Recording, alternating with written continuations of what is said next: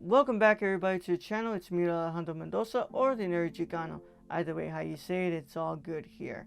And we're back again for another video as we continue our journey looking at Lars von Trier's Europe Trilogy on Blu-ray from the Criterion Collection. Last week we looked at the first film in this set, The Element of Crime, and today we're going to be continuing on with the second film, Epidemic. I hope everyone's doing well, and I hope that this video finds everybody happy and watching some good movies. I've watched some good stuff as of late. I've watched some not so good stuff, but overall it's been a good time, and I hope that everybody is doing well. Of course, if you like content about physical media and movies and TV and all that wonderful stuff, then this is a channel for you. Go ahead and leave a like on this video, click that notification bell when you subscribe, and make sure that you do that because you don't want to miss a single piece of content that drops on the channel. Also, while you're at it, if you would like to lend an extra helping hand, I do have a Patreon set up over at patreon.com/thenerdchicano, and you can get early access to videos like the one you're watching right now, and cool exclusives like video essays along with some other goodies that I offer on the other tiers. But of course, it is not mandatory, but it is appreciated. I appreciate you all just watching this video, and I hope you all know that. But that Patreon is set up there for y'all if you want to go ahead and lend a little extra helping hand, and it has all those goodies to offer. Now let's go ahead and continue looking at this set from the Criterion Collection. Last week I was not the biggest fan of The Element of Crime, and today we're going to be looking at Epidemic. So let's go ahead and read from the back, and then we'll go ahead and go on from there. A jet black comedy of contagion, a subversive medical horror freakout, and a sly meta-cinematic prank. Lars von Trier's sophomore feature, born from a bet that he couldn't make a film for less than $150,000, finds the director channeling his singular thematic obsessions into an evocatively lo-fi, perversively self-reflexive provocation. The filmmaker himself stars as a harried screenwriter whose efforts to complete a script about the outbreak of a deadly disease coincide with a grisly real-life plague. A twisted reflection on Europe's haunted past, from the Black Death to World War II, and its scarred present. Epidemic is von Trier at his most idiosyncratic and audaciously experimental. Included in this director-approved special edition Blu-ray is a 3K digital restoration approved by director Lars von Trier with uncompressed modern Euro soundtrack, audio commentary featuring von Trier and screenwriter and actor Niels Vorso. From Dreyer to von Trier, a 2005 interview with cinematographer Henning Benston. Program featuring interviews with Vorso, film scholar Peter Scheplern, cinematographer Christopher Njolm, actors Udo Kier and Michael Simpson, and film consultant Claves Kastom Hansen. Danish television interview with von Trier from 1991, a trailer, and of course a new English subtitle translation and English subtitles for the deaf and hard of hearing. This is the front of the packaging. This is the back. Then this is the spine. Go ahead and open it up, and that's all you have with the Blu-ray disc. Nothing too crazy, guys. It's pretty much the same thing as the last one, but no different color and all that stuff. But let's go ahead and talk about this film. I have the same feelings about Epidemic that I do with The Element of Crime, except The Element of Crime has some of that stylistic emphasis that really makes it unique, whereas the stylistic approach to Epidemic makes it a little more confusing. Once again, von Trier has an interesting idea here. He wants to have this filmmaker want to create a film about a epidemic, and then all in the outside of the world we have an epidemic that is starting, and it's starting to blur the lines between, you know, fiction and reality. But von Trier just lacks the cohesion that comes with the films that he would make after. I think that the film looks good when it comes to cinematography wise, and I think that it has that look of von Trier, and it also has his signature style that's starting to really show with the zoom-ins and the handheld. But when it comes to the story aspect, and when it comes to that part of what Epidemic is supposed to hammer in, von Trier just lacks any of that cohesion to make this film anywhere being interesting. I don't like this movie, but once again, this is another part where I do respect it, and I did enjoy figuring out where this lands in von Trier's filmography and the progression of his cinematic language. you know, he stars in this movie, and I've got to say, he's not even that bad. He's honestly quite okay as an actor. The one who really shines bright is the woman at the end in the last 10 to 15 minutes of this film, where she just gives an incredible performance that really shook me.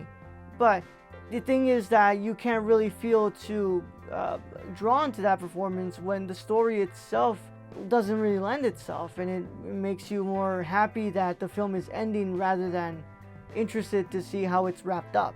Von Trier's cinematic language soars in this film. I mean, it is beautiful to see how he progresses from the element of crime here, and then he really does craft himself to really start playing with these narratives, but it's just not as cohesive as it is in his next films.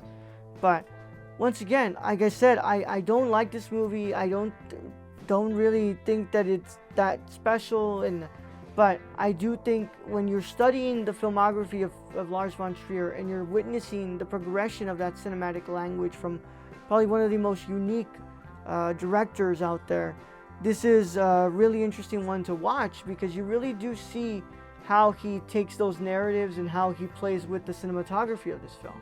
It is a bit confusing to see when we're talking about the real world and when we're talking about the world of the film. And it's not helpful that there is a big watermark to the left that says Epidemic throughout the whole film, which I think is probably one of the most distracting parts of this film. Once again, it's nothing I'm going to be too nitpicky about. It happens, you know, they do that sometimes, and it's not a huge thing to be mad about, but I just wish that it wasn't so distracting. Nonetheless, I am disappointed in this film, but I did respect what was crafted in this, and because of that, I wouldn't say it was a complete waste of my time. I was really interested to see how von Trier crafts this film, and how von Trier progresses with the discussion of disease and Europe's past. And I think that with tuning that script up a little bit more, and with working with the direction a little more, he would have had an incredible film at his hands. Now let's go ahead and talk about this restoration. So I watched this film on my 4K player on my 4K TV, and of course, because it is a Blu-ray disc, I am going to get upscaled. And it's a little over, you know, it's a 3K digital restoration. I don't think I'm going to get full-on 3K. I think I'm getting more like 2K-ish. But I am going to get a look that is almost there as showing you what this film looks like on that 3K digital restoration. And I've got to say, when I put this movie side by side with The Element of Crime and this one's the one that's lacking the better restoration. Now, that is not to say that this movie looks terrible. It doesn't. It looks great. They did a great job at bringing out an interesting look from the resolution, and especially when it comes to the contrast. I was looking at some old pictures, and it was really rough to see what this movie looked like before. Remember, this is 16mm camera negatives. They're not going to be the cleanest like 35 or 70 and all those other film negatives, but when it comes to what we're given here, I think they did a fine job. But compared to The Element of Crime, they were able to get something better out of that. They were able to clean it up better. And once again, maybe it is because it is a lower budget here. It is a lower budget film. It is black and white, which is notoriously harder to develop and be able to restore. And because of that, it does give you a little bit of a lack in the picture.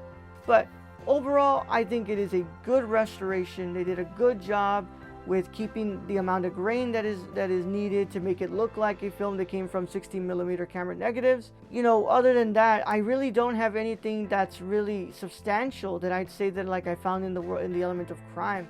I love the way that the Element of Crime shows off that hue from the almost sepia tone, whereas in this film, you know, sometimes it's a little bit hard to see what it looks like, but overall, I think it's just a fine restoration. It's nothing special. They did a good job at the video aspect, whereas in the audio aspect, it was pretty much my favorite part of this. They actually did a really good job at cleaning up this audio.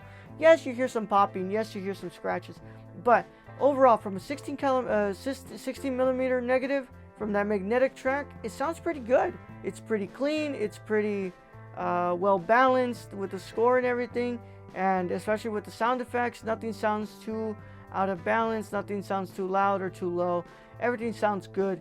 You know, this is the part where usually you'd find me saying that maybe the video was better than the audio, but in this case, I think the audio is better than the video, and I think that it provides a better look at this film with the audio than the video. But overall, I like the restoration. I don't think it's a terrible restoration, and plus, you have some good special features in here, a bunch of interviews if you want to watch that.